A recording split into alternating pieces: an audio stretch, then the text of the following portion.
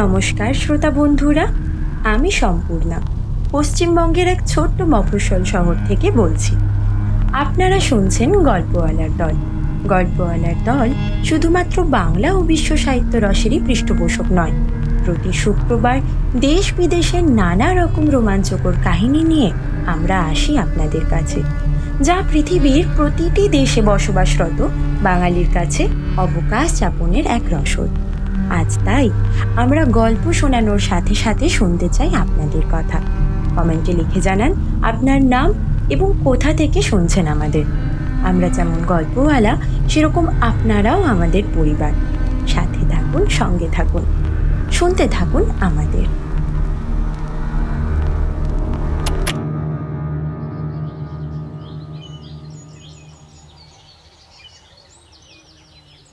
গ্রীষ্মের শুরুর দিকে এক ঝলমলে সকালে আমরা মিউনিক থেকে যাত্রা শুরু করেছিলাম। রওনা দেওয়ার সময় হেড রেলব্যাক হন্তদন্ত হয়ে নেমে এসে আমায় বিদায় জানিয়ে কোচওয়ানকে বললেন,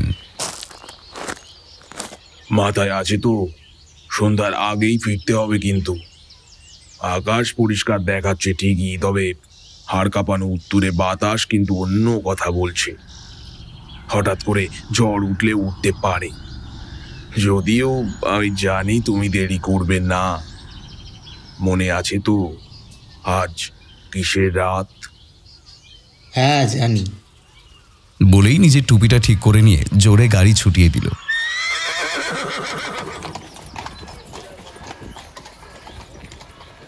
শহর পেরোবার পর আমি তাকে গাড়ি থামাতে নির্দেশ দিয়ে শুধলাম, আজ কিসের রাত জোহান? নিজের বুকে ক্রস রেখে জোহান বলল, ওয়ালপার্গিস নাইট। সে তার বড় শালগামের মতো জার্মান সিলভারের ঘড়িটা বের করে ভ্রু কুঁচকিয়ে দেখে। অধৈর্য হয়ে ঘাড় নাড়ল। বুঝলাম এইভাবে অযথা সময় নষ্ট করার নীরব প্রতিবাদ জানালো। কথা না বাড়িয়ে সময়ের মধ্যেই গন্তব্যে পৌঁছানোর জন্য সে আরও জোরে গাড়ি ছোটালো। মাঝেই ঘোড়াগুলো আকাশে মাথা তুলে অদ্ভুতভাবে কি যেন সুখ ছিল। ব্যাপারটা বোঝার জন্য আমিও চোখ কান খোলা রেখে ইতিউতি দেখছিলাম। পথটা একটা শুনশান মালভূমির মধ্যে দিয়ে সামনের দিকে এগিয়ে গেছে। চলতে চলতে একটা ঘোরানো উপত্যকার মধ্যে একটা জনহীন প্রান্তর চোখে পড়ল। পথটা এতটাই মনে ধরল যে জোহান অসন্তুষ্ট হবে জেনেও ওকে গাড়ি থামাতে বললাম। সে গাড়ি থামাতে আমি তাকে ওই পথটা ধরতে বললাম। কথাটা শুনে জোহান নানা রকম ওজোর আপত্তি করতে করতে শূন্যে বারবার ক্রস আঁকছিল। এতে আমার ঔৎসুক্য আরও বেড়ে গেল। আমি পাল্টা প্রশ্ন করতে আরম্ভ করলাম। সেও কথা ঘোরানোর জন্য বারবার ঘড়ি দেখছিল। সে আমি বললাম, দেখো জোহান, আমি ওই পথেই যেতে চাই। তুমি না চাইলে তোমায় আমি জোর করব না, কিন্তু তোমার আপত্তির কারণটা অন্তত বলো। সে চালকের আসন থেকে নেমে এসে আমায় হাত জোর করে অনুরোধ করল আমি যেন পথে না যাই। ইংরেজি ও জার্মান মিশিয়েও যা বলল তাতে ওর বক্তব্য বুঝতে আমার অসুবিধা হলো না। প্রত্যেকবার সে কোনো একটা ভয়ঙ্কর কথা বলতে যাচ্ছিল, আর পরক্ষণেই নিজেকে সামলে নিয়ে একটাই কথা ওড়াচ্ছিল, ওয়ালপার্গিস নাইট। আমি একবার ভাবলাম ওর সঙ্গে তর্ক করি, কিন্তু যার ভাষা জানি না তার সঙ্গে বেশিক্ষণ তর্ক চালিয়ে যাওয়াও মুশকিল। যদিও সে একটা বিচ্ছিরি ভাঙা ভাঙা ইংরেজিতে কথা শুরু করছিল, কিন্তু প্রত্যেকবারই উত্তেজিত হয়ে নিজের মাতৃভাষায় ফিরে যাচ্ছিল এবং ঘন ঘন ঘড়ি দেখছিল। হঠাৎ ঘোড়াগুলো মাথা ঝাঁকিয়ে বাতাসে কি যেন শুকল। এদেশে ভয় একেবারে ফ্যাকাশে হয়ে গিয়ে চারপাশ একবার দেখে নিয়ে লাফ দিয়ে ঘোড়ার লাগাম ধরে টানতে টানতে আন্দাজ 20 ফুটের মতো এগিয়ে নিয়ে গেল গাড়িটাকে। তাকে অমন করার কারণ জিজ্ঞাসা করায় সে আমাদের ফেলে আসা জায়গাটার দিকে আঙুল দেখিয়ে প্রথমে শূন্যে ক্রস আঁকল। তারপর একবার জার্মানে ও পরে ইংরেজিতে বলল, ওখানে ওখানে তাকে পোতা আছে। তাকে মানে মানে যে নিজেই নিজেকে হত্যা করেছে। আত্মঘাতীদের 3 রাস্তার মোড়ে কবর দেওয়ার প্রাচীন রীতি মনে পড়ে গেল। ও বুঝেছি, আত্মহত্যা। বেশ বেশ, কিন্তু ঘোড়াগুলো যে কেন ওরকম করছিল তা আমি কিছুতেই বুঝতে পারলাম না। কথাগুলো বলতে বলতে আমরা একটা অদ্ভুত শব্দ শুনলাম। বহুদূর থেকে ভেসে আসা মানুষের চিৎকার আর কুকুরের ডাকের মাঝামাঝি সেই শব্দটা শুনে ঘোড়াগুলো অস্থির হয়ে উঠল। জোহান ওগুলোকে শান্ত করতে করতে ফ্যাকাশে মুখে বলল, ওটা ওটা একটা নেকড়ের ডাক, কিন্তু কিন্তু এখন তো এখানে নেকড়ের দেখা মেলে না। আমি শুধালাম, শহরের এত কাছে নেকড়ে সে তো বহুযুগ দেখা যায় না, তাই না? বছরের অন্যান্য সময় বহুকাল দেখা যায়নি ঠিকই, কিন্তু কিন্তু বরফ পড়লে ব্যাপারটা অন্যরকম। ওর কথা শেষ হওয়ার আগেই একটা কালো মেঘ আকাশ ঢেকে ফেলল, আর একটা ঠান্ডা কনকনে হাওয়া আমাদের কাঁপিয়ে দিয়ে বেরিয়ে গেল। যদিও সেটা সাময়িক, কারণ কিছুক্ষণের মধ্যেই আকাশ জুড়ে ঝলমল সূর্য আবার দেখা দিয়েছে। জোহান হাতটা চোখের কাছে তুলে দিগন্তের দিকে তাকিয়ে বলল, তুষার ঝড় সময়ের আগেই এখানে এসে পড়বে। সে চালকের আসনে উঠে পড়ে লাগামটা কষে বাগিয়ে ধরল। ঘোড়াগুলো এখনো মাথা ঝাঁকাচ্ছিল আর অস্থিরভাবে মাটিতে পা দাপাচ্ছিল। আমি তখনও অনড়। গাড়িতে না উঠেই ওই রাস্তাটার দিকে দেখিয়ে জিজ্ঞাসা করলাম, আচ্ছা ওই রাস্তাটা কোন দিকে যাচ্ছে? সে আবার ক্রস এঁকে বিড়বিড় করে কি একটা মন্ত্র পাঠ করল। তারপর বলল, ওটা অশুভ। কোনটা অশুভ? শুধলাম আমি। ওই গ্রামটা। ও, তাহলে ওদিকে একটা গ্রাম আছে? না না, ওখানে গত কয়েকশো বছর ধরেও কেউ থাকে না। আমার ঔৎসুক্য তখন চরমে। বললাম, এই যে বললে ওখানে একটা গ্রাম আছে। ওখানে একটা গ্রাম ছিল। তারপর? এবার সে ইংরেজি আর জার্মান মিশিয়ে একটা গল্প বলতে শুরু করলো। আমি যে সবটা বুঝতে পারছিলাম তেমন না, কিন্তু যেটুকু বুঝলাম তার সারমর্ম এই যে কয়েকশো বছর আগে এই গ্রামে বেশ কিছু মানুষ মারা গিয়েছিলেন। তাদের কবরস্থ করা হলেও কিছুদিন পর থেকেই মাটির তলা থেকে নানান রকম শব্দ শোনা যেতে থাকে। কবর খুঁড়ে তাদের বের করা হলে দেখা যায় তাদের শরীরগুলো জীবন্ত মানুষদের মতোই গরম এবং তাদের মুখের ভেতর তাজা লাল রক্ত। এরপর ওই গ্রামে যারা বেঁচে ছিল তারা নিজেদের প্রাণ বাঁচাতে এমন জায়গায় পালায় যেখানে জীবিতরাই হেঁটে বেড়ায় আর মৃতরা কবরে শুয়ে থাকে। এর অন্যথা হয় না। শেষ কথাগুলো বলতে গিয়েও যেন কেমন ভয় কেঁপে কেঁপে উঠছিল। সে গল্পটা বলতে বলতে ক্রমেই উত্তেজিত হয়ে পড়ছিল, যেন তার কল্পনা তার স্নায়ুর উপর ভীষণ প্রভাব বিস্তার করছে। তার মুখ বিবর্ণ হয়ে পড়ছিল। সে দ্রুত নিঃশ্বাস নিচ্ছিল। ঘন ঘন ঘাড় ঘুরিয়ে চারপাশটা দেখছিল, যেন কোনো একটা ভয়ঙ্কর কিছু সেই প্রকাশ্য দিবালোকে হঠাৎ তার সামনে এসে দাঁড়াবে। শেষমেশ প্রচণ্ড হতাশা ও যন্ত্রণাক্লিষ্ট মুখ নিয়ে সে আমার গাড়িতে ওঠার জন্য অনুরোধ করে বলল, ওয়ালপার্গিস নাইট, প্লিজ। আমার দুর্ধর্ষ ইংরেজ রক্ত এবার প্রতিবাদে গর্জে উঠল। বললাম, জোহান তুমি ভয় পেয়েছ, তুমি ভীতু। হোটেলে ফিরে যাও, আমি একাই হেঁটে চলে যাব। গাড়ির দরজা খোলাই ছিল। সেখান থেকে আমি আমার ভ্রমণ সঙ্গী ওক কাঠের লাঠিটা বের করে নিলাম। তারপর মিউনিখের দিকে হাত দেখিয়ে বললাম, জোহান ফিরে যাও।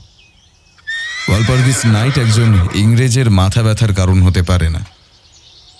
ঘোড়াগুলো এখন আগের থেকেও বেশি অস্থির হয়ে পড়েছে। তাদের শান্ত করার চেষ্টা করতে করতে জোহান আমায় অনুরোধ করল আমি যেন এরকম বোকামো না করি। আমার লোকটার প্রতি করুণা হলো। তার অনুরোধে আন্তরিকতা থাকলেও আমি না হেসে পারছিলাম না।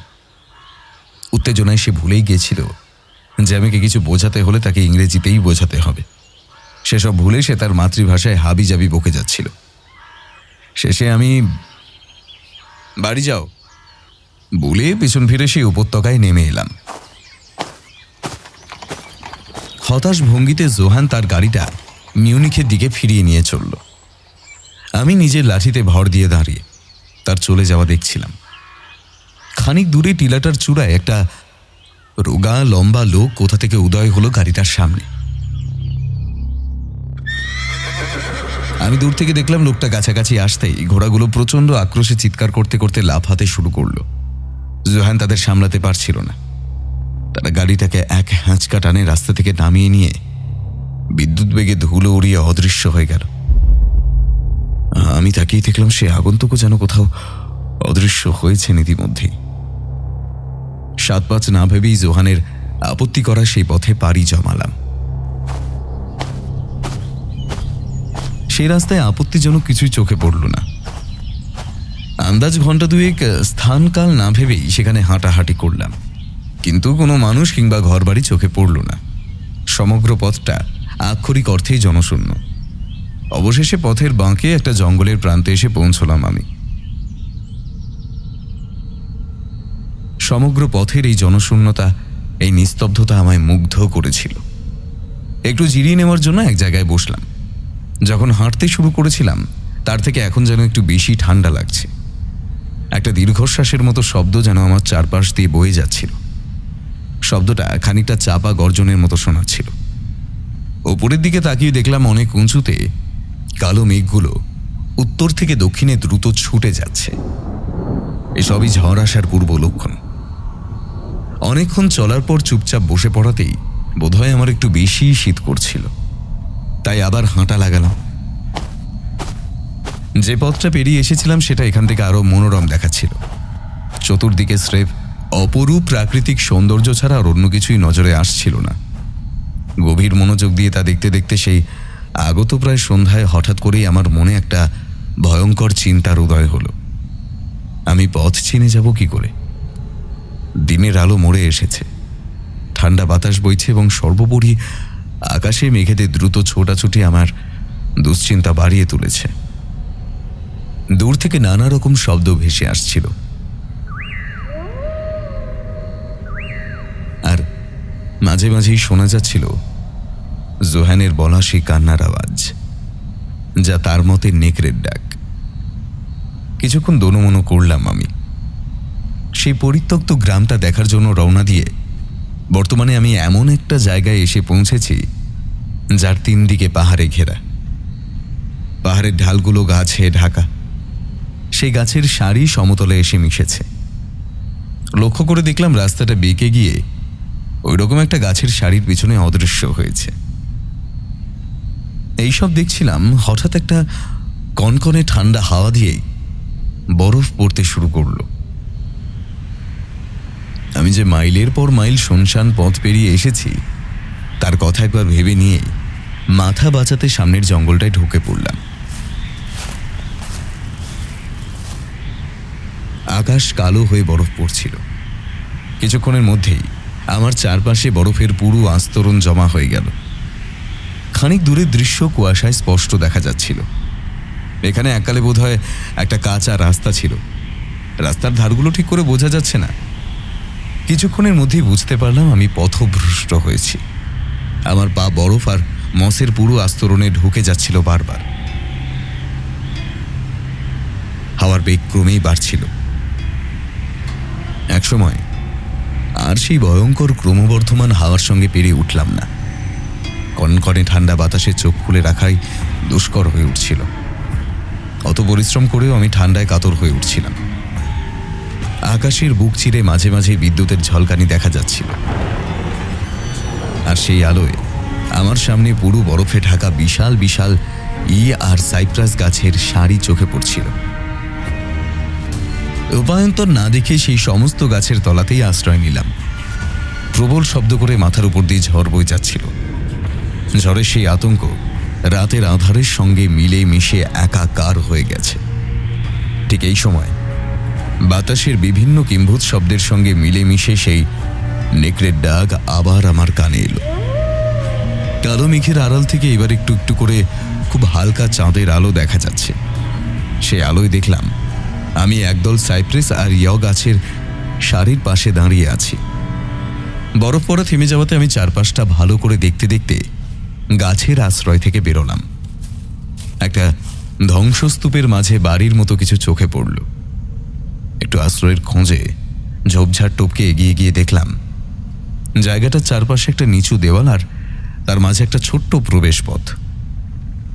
লক্ষ্য করলাম দুই দিকে সাইপ্রেস গাছের সারি একটা চতুষ্কোণ সৌধ অবধি সরু আলের মতো পথ সৃষ্টি করেছে। ঠিক এই সময় কালো মেঘ চাঁদটাকে ঢেকে ফেলায় অন্ধকারেই আমি ওই পথটুকু পার হয়ে গেলাম। হাঁটতে হাঁটতে আমি কেঁপে উঠছিলাম। সম্ভবত বাতাস আগের থেকেও ঠান্ডা হয়ে গেছে। তবুও আশ্রয় পাওয়ার আশায় আমি এগিয়ে চললাম সেই দিকে। চারপাশের নিস্তব্ধতা দেখে আমি থামলাম। ঝড় থেমে গেছিল আর আমার বুকের ধূপপোকানিও ধীরে ধীরে শান্ত হচ্ছিল, কিন্তু এসবই ছিল সাময়িক। হঠাৎ মেঘ সরে গিয়ে চাঁদের আলোয় চরাচর উদ্ভাসিত হলো, আর আমি দেখলাম আমি একটা কবরস্থানে দাঁড়িয়ে আছি। আমার সামনের সেই চতুষ্কোণ সৌধটি আসলে একটা বিরাট শ্বেতপাথরের সমাধি ফলক। চাঁদের আলোয় চারপাশে ছড়িয়ে থাকা পুরো বরফের চাদরের মতোই ধবধবে সাদা দেখাচ্ছিল সেই সমাধি ফলক। আরও একবার বনু কুকুর বা নেকড়ের সমবেত চাপা গর্জনের মতো শব্দ করে ঝড় শুরু হলো। সে ভয়ঙ্কর ঝড় আরও একবার নিজের অসমাপ্ত কাজ শেষ করতে ফেরত আসছে। আমি শীতের কামড় আরও একবার অনুধাবন করতে পারছিলাম। সেটা একটু একটু করে নিজের শক্তি বাড়াচ্ছিল। চাঁদের আলোর বান ডেকেছে। সেই আলোয় খানিকটা উৎসুক হয়ে এগিয়ে গেলাম ওই শ্বেত পাথরের সমাধিটার দিকে। ওই রকম একটা জিনিস যে এই নির্জন পাণ্ডব বর্জিত স্থানে কি করছে তা দেখার কৌতূহল দমন করতে পারলাম না। ওটার চারপাশে ঘুরে ঘুরে আমি সেই প্রাচীন সৌধটির উপর খোদাই করা লেখা পড়তে শুরু করলাম। তাতে জার্মানি লেখা, countess Dolingen of Gratz in Styria, shot and found dead in 1801। বড় বড় পাথরের চাই দিয়ে তৈরি সেই সমাধি ফলকের ওপরে একটা বড় গজাল পেরেক জাতীয় কিছু পোঁতা, আর তার পেছন দিকে রাশিয়ান ভাষায় একটা কথা খোদাই করা আছে, যার অর্থ মৃতেরা দ্রুতকামী। পুরো বিষয়টাই এমন একটা অদ্ভুত অশুভ লক্ষণ ছিল যে আমি প্রায় মাথা ঘুরেই পড়ে যাচ্ছিলাম। এই প্রথম আমার মনে হলো যে জোহানের কথা শোনাটাই বোধহয় উচিত ছিল। আর প্রায় সঙ্গে সঙ্গেই রহস্যজনকভাবে আমার আরও একটা কথা মনে পড়ে গেল। আজকের রাত আসলে ওয়ালপার্গিস নাইট, যে রাতে শয়তানের অনুপস্থিতিতে কবরগুলো খোঁড়া হয় আর তার থেকে মৃতেরা উঠে আসে, যে রাতে এই ব্রহ্মাণ্ডের সমস্ত খারাপ দুষ্ট আত্মারা উৎসবে মেতে ওঠে, সেই রাতই হলো ওয়ালপার্গাস নাইট। আর এটাই সেই জায়গা যেখানে যেতে মানা করেছিল সেই গাড়ির চালক। এটাই সেই শতাব্দী প্রাচীন জনহীন গ্রাম। এখানেই সেই আত্মঘাতীদের কবরস্থ করা হয়েছিল। আর এখানেই আমি এত রাতে নিঃসঙ্গ অবস্থায় বরফের চাদর গায়ে দিয়ে ঠান্ডায় কাঁপতে কাঁপতে এক প্রবল ঝড়ের সম্মুখীন হতে চলেছি। আমার সারা জীবনের ধর্মীয় শিক্ষা, জীবনবোধ, মনের সমস্ত সাহস জড়ো করে আমি এই আতঙ্কের প্রহরে কোনো মতে টিকে ছিলাম। দেখতে দেখতে প্রবল বেগে মাটি কাঁপিয়ে সহস্র ঘোড়ার পদধ্বনির শব্দে ঝড়ের তাণ্ডব শুরু হয়ে গেল। এবার হাওয়ার ঝাপটার সঙ্গে তুষারপাতের পরিবর্তে প্রচণ্ড শিলাবৃষ্টি আরম্ভ হয়েছে। সেই শিলাবৃষ্টির দাপটে সাইপ্রেসের ডালপাতা খড়কুটোর মতো ভেঙে পড়ছিল, ফলে তার তলায় আশ্রয় নেওয়ার চেষ্টা বৃথা। প্রথমে কাছের গাছটার দিকে ছুটলেও পরক্ষণেই নিজের ভুল বুঝতে পেরে একমাত্র সম্ভাব্য আশ্রয় সেই গোলাকার থামওয়ালা শ্বেতপাথরের সমাধির দিকে ছুটলাম। সমাধিস্থলের সেই বিশাল ব্রোঞ্জের দরজার গায়ে গুড়ি মেরে দাঁড়িয়ে শিলাবৃষ্টির প্রবল আঘাতের থেকে কোনো রকমে রক্ষা পেলাম। সমাধির ফলকের গায়ে লেগে বা আশেপাশের মাটিতে আঘাত করে ঠিকরে ওঠা কিছু বরফখণ্ড ছাড়া এবার আর আমার গায়ে কিছু লাগছিল না। দরজাটার গায়ে হেলান দিতেই দরজাটা ভিতর থেকে খুলে গেল।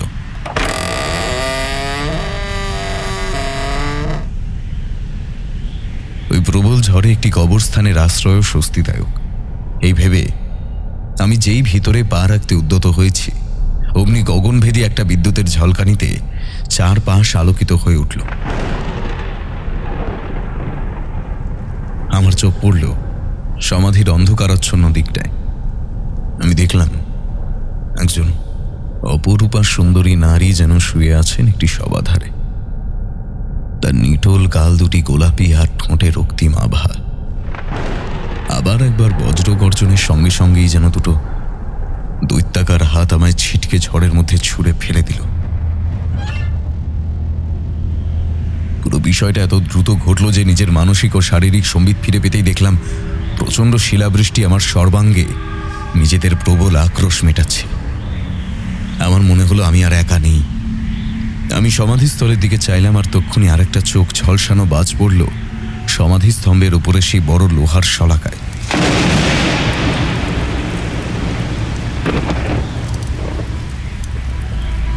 সে বিদ্যুৎ নিচের দিকে নেমে এসে প্রবল গর্জন করে সমাধিস্তম্ভ ফাটিয়ে তাতে আগুন ধরিয়ে দিল। সেই নারী হঠাৎ প্রবল যন্ত্রণায় আর্তনাদ করে উঠে বসেছে। তার সর্বাঙ্গ লেলিহান অগ্নিশিখায় দাউ দাউ করে জ্বলছে। তার কান্নার শব্দ ঢাকা পড়ে যাচ্ছে প্রচণ্ড বজ্র গর্জনে। সেই দৈত্যাকার হাত দুটো আবার আমায় জাপটে ধরে হিঁচড়ে টেনে নিয়ে যাচ্ছে। আমার সর্বাঙ্গে শিলাবৃষ্টির প্রচণ্ড আঘাত হয়েই চলেছে, আর চারপাশের হাওয়া ভয়ঙ্কর নেকড়ে বাঘের মতো গর্জন করে পাক খাচ্ছে। জ্ঞান হারানোর আগে আমি শেষবার সেই ভয়ঙ্কর আর্তনাদ শুনলাম, আর দেখলাম কতগুলো সাদা অস্পষ্ট চলমান অবয়ব, যেন সেই প্রচণ্ড শিলাবৃষ্টি ও ঝড়ের মধ্যেই আমার চারপাশের কবরগুলোতে শায়িত মৃতদেহের প্রেতরা উঠে এসেছে এবং তারা আমার শেষ দেখে ছাড়বে।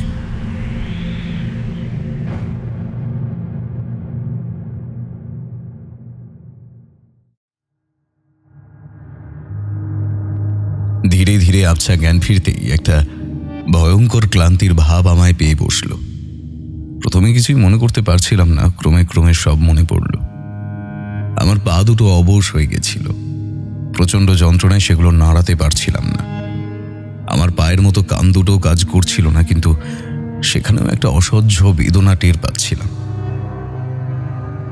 মেরুদণ্ডে একটা হিমশীতল স্রোত বয়ে যাচ্ছিল, কিন্তু বুকের ওপর একটা ভীষণ উষ্ণ ছোঁয়া অনুভব করছিলাম আমি। মনে হলো আমি যেন একটা দুঃস্বপ্ন দেখছি। বুকের ওপর একটা প্রবল চাপ আমার স্বাভাবিক শ্বাস প্রশ্বাসে ব্যাঘাত ঘটাচ্ছিল। এই অলসতার ভাবটা বেশ কিছুক্ষণ রইল। সেই ভাবটা কেটে যেতেই আমি খানিকটা তন্দ্রাচ্ছন্ন হয়ে পড়েছিলাম বোধহয়। ঝিমুনিটা কেটে যেতেই একটা প্রবল গা গোলানো ভাব আমায় গ্রাস করল। আর জানি না কিসের থেকে, কিন্তু মুক্তির জন্য ছটফট করে উঠলাম। একটা বিস্তীর্ণ নীরবতা আমায় গ্রাস করছিল।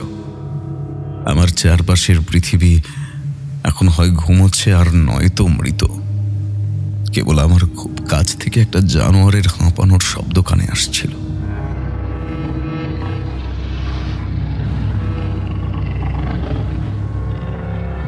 আমি আমার সঙ্গে সঙ্গেই আমার সমস্ত চেতনা ফিরে পেয়ে যেটা বুঝলাম, তাতে আমার হৃদস্পন্দন স্তব্ধ হয়ে সমস্ত রক্ত মগজে পৌঁছে যাওয়ার জোগাড় হলো। বুঝতে পারলাম একটা বিশাল আকৃতির জন্তু আমার বুকের উপর বসে আমার গলার কাছটা চাটছে। ভয়ে আমি স্থানুর মতো নিশ্চল হয়ে রইলাম। পশুটা আমার মধ্যে কিছু একটা পরিবর্তন লক্ষ্য করে মাথা তুলেছে। বন্ধ চোখের পাতার ফাঁক দিয়ে একটা বিরাট নেকড়ে বাঘের জ্বলন্ত দুটো চোখ দেখতে পেলাম। তার তীক্ষ্ণ ধারালো দাঁত মুখের ভিতরে চকচক করছে, আর আমি সেই তার ভয়ঙ্কর গরম নিঃশ্বাস টের পাচ্ছিলাম আমার মুখের উপর।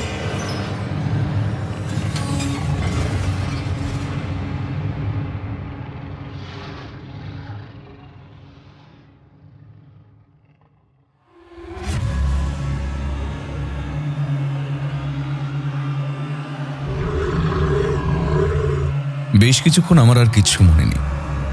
আচমকা একটা চাপা গর্জনের শব্দে আমার সম্বিত ফেরে।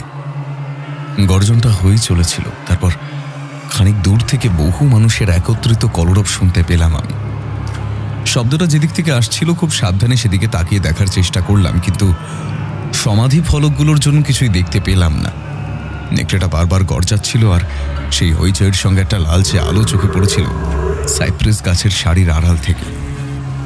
শব্দগুলো আরো কাছে আসতেই নেকড়েটা আরো জোরে আরো দ্রুত গর্জন করতে আরম্ভ করল। আমি ভয়ে নড়াচড়া বা শব্দ করার চেষ্টাও করিনি। হইচই কাছে আসতে সহসা চোখে পড়ল একদল অশ্বারোহী হাতে টর্চ নিয়ে এদিকেই আসছে। তাদের দেখে নেকড়েটা আমার বুক থেকে নেমে সমাধিস্থলের দিকে পালালো। পোশাক পরিচ্ছদ দেখে তাদের সেনাবাহিনীর লোক বলে মনে হলো। দেখলাম তাদের একজন নেকড়েটাকে লক্ষ্য করে বন্দুক তাক করেছে, অন্য আরেকজন ওর হাতটা তুলে ধরতেই আমি আমার মাথার উপর দিয়ে বিকট শব্দে গুলি ছুটে যেতে দেখলাম। নেকড়েটাকে আর একবার দেখা যেতেই আর একটা গুলি ছুটল, কিন্তু ওটা তুষারাবৃত সাইপ্রেসের শাড়ির মধ্যে অদৃশ্য হয়ে যেতেই সেনা জওয়ানরা এক দল ওটার পেছনে ছুটল আর এক দল দৌড়ে এলো আমার কাছে। তারা কাছে এগিয়ে আসতে আমি নড়ার বৃথা চেষ্টা করলাম। আমি সবকিছু দেখতেও শুনতে পারলেও কথা বলার বা উঠে বসার শক্তি হারিয়েছিলাম। তাদের মধ্যে 2-3 জন ঘোড়া থেকে নেমে এসে আমার পাশে হাঁটু গেড়ে বসল। একজন আমার মাথাটা তুলে ধরে আমার বুকের উপর হাত রেখে চিৎকার করে বলে উঠল, বন্ধুগণ, সুখবর, এর বুকের ধুকপুকানি এখনো থামেনি। তারা খানিকটা ব্র্যান্ডি আমার মুখে ঢেলে দিতেই আমার শরীরে ঈষৎ শক্তির সঞ্চার হলো।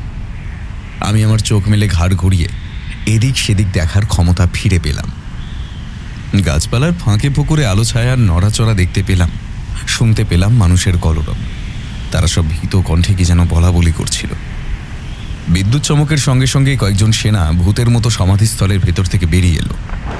তারা কাছে আসতেই আমার পাশ থেকে একজন শুধলো, ওটাকে পেলে? তারা তৎক্ষণাৎ জবাব দিল, চলো চলো, এখান থেকে তাড়াতাড়ি বেরোই। এত রাতে এখানে বেশিক্ষণ থাকা ঠিক নয়। ওটা কি ছিল জিজ্ঞাসা করায় তারা প্রত্যেকেই কিছু একটা বলতে গিয়েও যেন কোনো কিছুর ভয় থমকে গেল।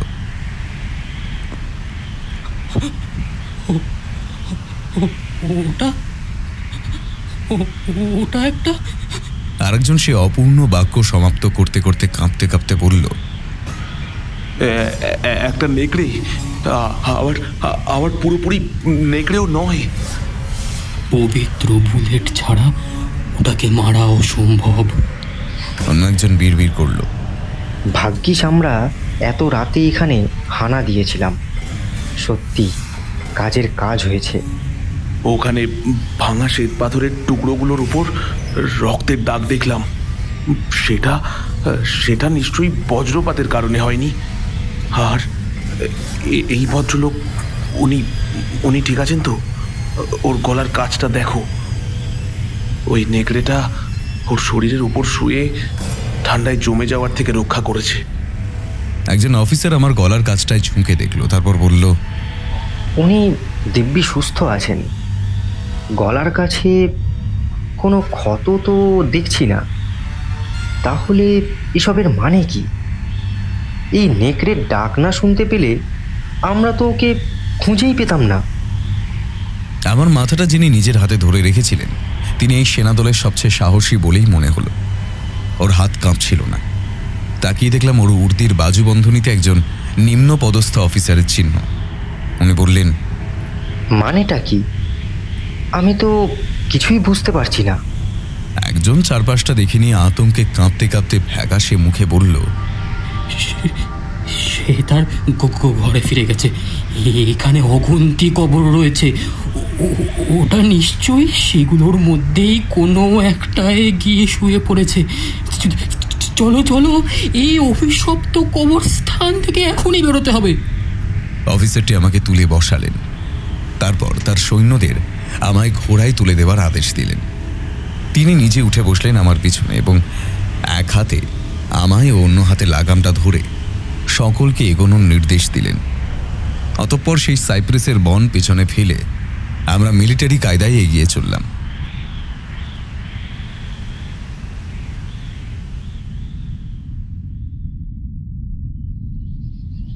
আমার কথা বলার শক্তিও ছিল না, হয়তোবা ঘুমিয়ে পড়েছিলাম। হুঁশ ফিরতে দেখি আমার দুদিকে দুজন সেনা আমায় ধরে দাঁড় করিয়ে রেখেছে। দিনের আলো ফুটে গেছে। উত্তর দিক থেকে সূর্যের একটা লালচে আভা জমে থাকা বরফের ওপর পড়ে যেন রক্তে রাঙানো পথের মতো দেখাচ্ছে। সে অফিসার তার সেনাদের বোঝাচ্ছেন যে রাতে তারা কি দেখেছে সেই ব্যাপারে যেন কাউকে কেউ কিছু না বলে। শুধু বলবে তারা একজন অজ্ঞাত কুলশীল ইংরেজকে খুঁজে পায়, যাকে একটা বিশাল আকার শিকারী কুকুর পাহারা দিচ্ছিল। কুকুর? কি বলছেন? ওটা কুকুর না, একটা বিরাট নেকড়ে ছিল। কথার মাঝখানেই বলে ওঠে আরেকজন। সে অফিসার তখন শান্ত স্বরে বললেন, আমি বলছি ওটা একটা কুকুর ছিল। কুকুর? পুনরুক্তি করা সেই সেনা জওয়ান। দিনের আলোর সঙ্গে সঙ্গে তারও সাহস বেড়েছে। সে আঙুল দেখিয়ে বলল, আপনি তাকিয়ে দেখুন ওর গলার কাজটা। আপনার মনে হয় কোনো কুকুর এরকম করতে পারে? গলায় কি হয়েছে দেখার জন্য আমি গলার কাজটায় হাত দিতেই যন্ত্রণায় কুঁকিয়ে উঠলাম। সমবেত সকলে ঘুরে আমার দিকে তাকালো। কেউ কেউ তো আবার ঘোড়ার পিঠ থেকে নেমে পড়েছে দেখার জন্য। সে অফিসার আবার শান্ত গলায় বললেন, আমি যা বললাম তাই বলবে, একটা কুকুর। অন্য কিছু বললে লোকে আমাদের নিয়ে ঠাট্টা করবে। তারপর একজন অশ্বারোহী সৈনিকের পিছনে আমাকে তুলে নিয়ে মিউনিখের শহরতলিতে নিয়ে আসা হলো। সেখান থেকে একটা ঘোড়া গাড়ি করে সেই অফিসার আমায় নিয়ে এলেন আমার পুরনো হোটেল কোয়াত্রে সাইসান্সে। একজন অশ্বারোহী সৈনিক ছাড়া আর সকলেই সেনা ছাউনিতে ফিরে গেছে। সে আমাদের পেছন পেছন এলো। আমরা সেখানে পৌঁছতেই হেড ডেলব্রাক দৌড়ে এসে আমার দুহাত ধরে অভ্যর্থনা জানালেন। দেখে মনে হলো তিনি আমার জন্যই অপেক্ষা করছিলেন। অফিসারটি আমায় স্যালুট করে ফিরে যেতে উদ্যত হতেই আমি তাকে আমার ঘরে আসার অনুরোধ করলাম। এক গ্লাস ওয়াইন সহযোগে তাকে আর তার সহসেনানীদের সাহসের প্রশংসা করলাম আর আমায় বাঁচানোর জন্য ধন্যবাদ জানালাম। ডেলব্রাকের হাসি দেখে বুঝলাম তিনি আগেই পুরো উদ্ধারকারী দলকে খুশি করার বন্দোবস্ত করে দিয়েছেন। অফিসার কাজের দোহাই দিয়ে হেসে উঠে পড়লেন। আমি শুধালাম, কিন্তু ডেলব্রাক সেনারা আমার খোঁজে গেলেন কেন? তিনি হাবে ভাবে বুঝিয়ে দিলেন যে এই কাণ্ডটির পিছনে তারই হাত। তারপর বললেন, আমি নিজে যে সেনাবাহিনীতে চাকরি করতাম তার প্রধানের কাছ থেকে সৌভাগ্যক্রমে কিছু ভলান্টিয়ার পেয়ে গেলাম, এই আর কি। জিজ্ঞাসা করলাম, কিন্তু আপনি কিভাবে জানলেন যে আমি পথ হারিয়েছি? ঘোড়াগুলো গাড়িটাকে তছনছ করে পালানোর পর গাড়ির চালক সেই ভাঙাচোরা গাড়ি নিয়ে এখানে ফিরে আসে। কিন্তু স্রেফ এই কারণে নিশ্চয়ই আপনি উদ্ধারকারীর দল পাঠাননি।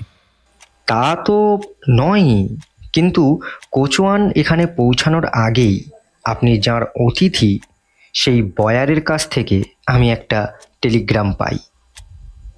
বলে তিনি নিজের কোটের পকেট থেকে একটা টেলিগ্রামের কাগজ বের করে আমার হাতে দেন।